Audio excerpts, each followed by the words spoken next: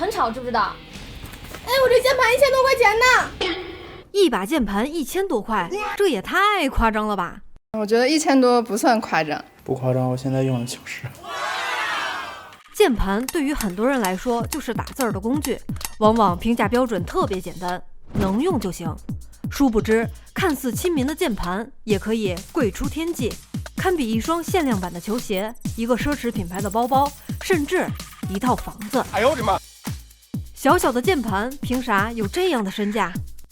请看这2把键盘，除了外观个别按键不同，其他地方似乎看不出区别。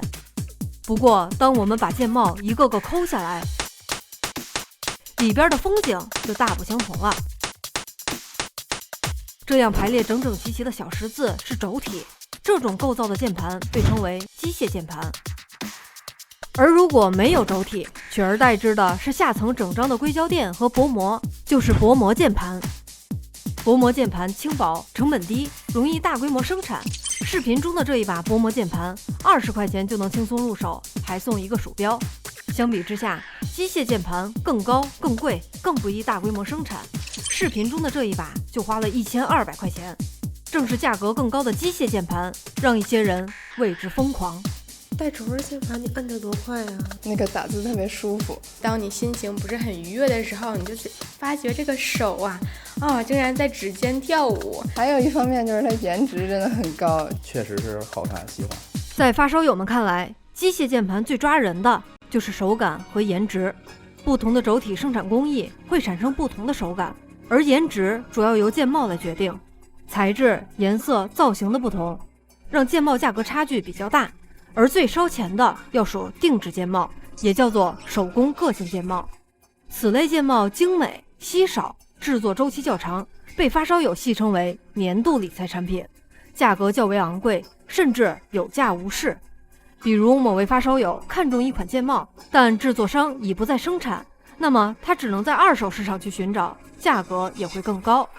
有网友表示，自己的定制键帽单价达到1万多块，而一把常规键盘有104个键帽，如果全换下来，那么贵过一套房子也不是不可能。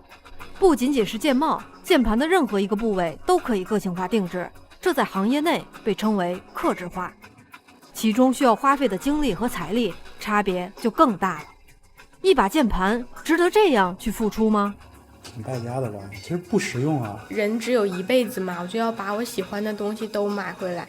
我觉得这是每个人自己的选择吧，花自己的钱买自己喜欢的东西，我觉得这个是没有问题的，适合自己的就好。正像大家说的，键盘随着市场的发展，逐渐成为了一种文化。有网友评论，一把机械键盘带来了快感，比如游戏能反杀，编码有感觉，打字儿快如飞，都是次要的，更多的是为了自己心中的那份热爱买单。